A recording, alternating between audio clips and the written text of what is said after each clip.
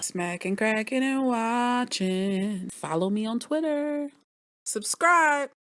Unsolved, the murders of Tupac and the Notorious B.I.G. This is episode number 2. This episode is called Nobody Talks. First things first, you guys must hit the subscribe button. Smash the red button. I need 50 more subscribers so I can hit 1,000. This video right here could definitely take me to where I need to be. Bam! Over there. Bang! Over there. Let me get 1,000 up off this video, you guys. Support your girl. The disrespect of calling that man Tupac. You know dang on well his name is Tupac Shakur. My granny used to say, I don't care if it's 2-pack, 4-pack, 6-pack, you better turn it off. I know some of y'all parents or grandparents definitely said the same thing. Let me know in the comment section. But the disrespect, calling him a gangster with a microphone, dang, is that how they felt? I love in this story that every detective that we see on camera has that familiar face. We're able to see, okay, that's Josh. Okay, that's Bokeem. Okay, hey, Wendell. Even down to Jimmy Simpson, my man from Hap and Leonard. He played the heck out of a villain in season 2, I think it was. I was so dang on happy to see Steen from Underground. I said, Steen, you done made it across the freedom, girl. She stayed working. I'm not mad at her. We saw her on How to Get Away with Murder. And now she's part of the squad. She's one of the great detectives, and she's guiding them to their own case of freedom and trying to figure out what's going on. Go ahead on, Amira. Is it Amira or Amira? I can't remember. Anyway, shouts out to her. Tupac. We're seeing these different angles of his personality, and we already knew he was an eccentric kind of character who just was a great mind. You know, some people want to say it was a thug, a gangster, a sweetheart, a guy who liked poetry, a kind-spirited individual. It's a possibility he was all of that wrapped into one, but he's a legendary life that we lost, one of the greatest artists of all time. They are pointing that long Arsenio Hall finger straight at Suge Knight. Are they not? Yes, they are. They're saying Suge's to blame. They're trying to figure out why are all these officers, how many officers are working for death row at the time. You know dang on well was a lot of them getting that extra duty money. You know dang on well was a lot of them taking money under the table. It is what it is. It was a very powerful, death row was very powerful. Suge was very feared, and they had a long reach. So I'm not shocked at any of those allegations. You're not either, right? To see Pooch Hall. Derwin, hey, homeboy Mr. Donovan from Ray Donovan. Used to be my good Sunday night TV show. To see Pooch Hall on here playing the bodyguard Frank Alexander. He did favor Frank. I can't lie. Between Suge Knight, who was in All Eyes on Me, and his real name is Dominic L. Santana, and he is fine. I'm just saying. He cute. Hey, Suge. But Pooch dug deep. He showed his chops. And Frank's thing was basically saying, I said we needed more security. I said that the gas tank was on E. We needed more gas.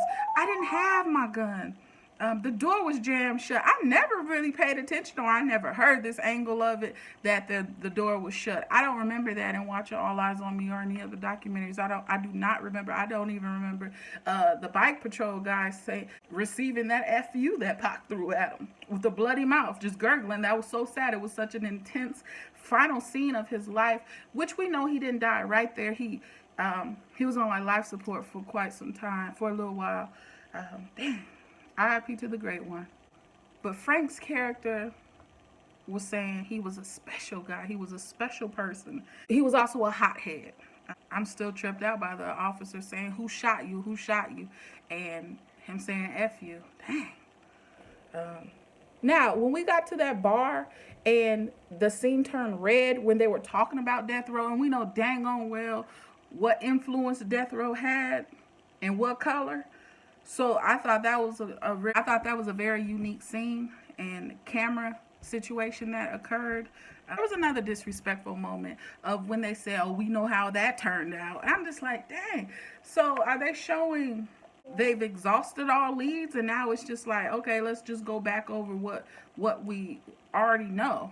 And that's why they went to Philadelphia. Is that why they're questioning the guy who was like, check my IMDb, I'm right.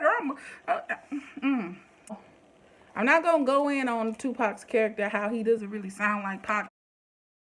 As much as what we know, the Sharp or Ship, Demetrius, our boy Demetrius Shipp, I think his name, who played Tupac in the film. In the words of Lemon, get it how you get it. It is what it is. What it is.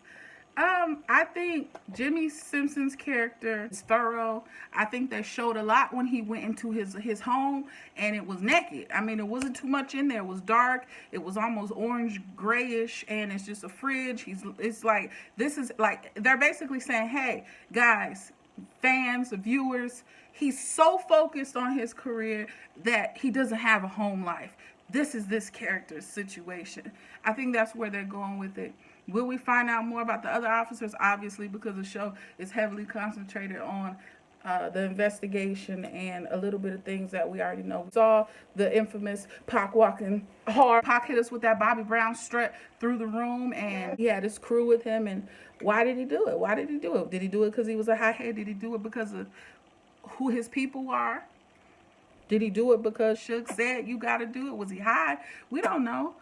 I'm going to keep watching. This episode was more so about Tupac. Next episode will be about Biggie. I like how they had they definitely paid Mtume for that juicy sample. Believe that, because that family does not play about Juicy. You play it, you're gonna pay. You gotta pay to play. And I like Juicy, Super Nintendo, Sega Genesis. You know what I mean? Like, it's a dope song, and we got to see kind of behind the scenes of how he really wasn't feeling it and how the engines. I always thought Stevie J was maybe the one back there doing his thing. We don't know.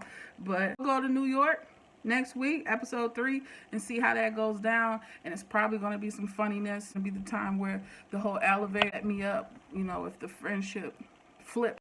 And they definitely will have to have more Puffy Diddy, or Puffy at that time, aka Luke James, in this thing. We'll see if he's as controlling as we could assume. Anyway, y'all, I appreciate y'all for rocking with me here. Make sure y'all smash that red button on your way out. Drop a comment below. Let me know what you thought about this episode. Shouts out to Bokeem, and shouts out to my homie from Treme, Wendell.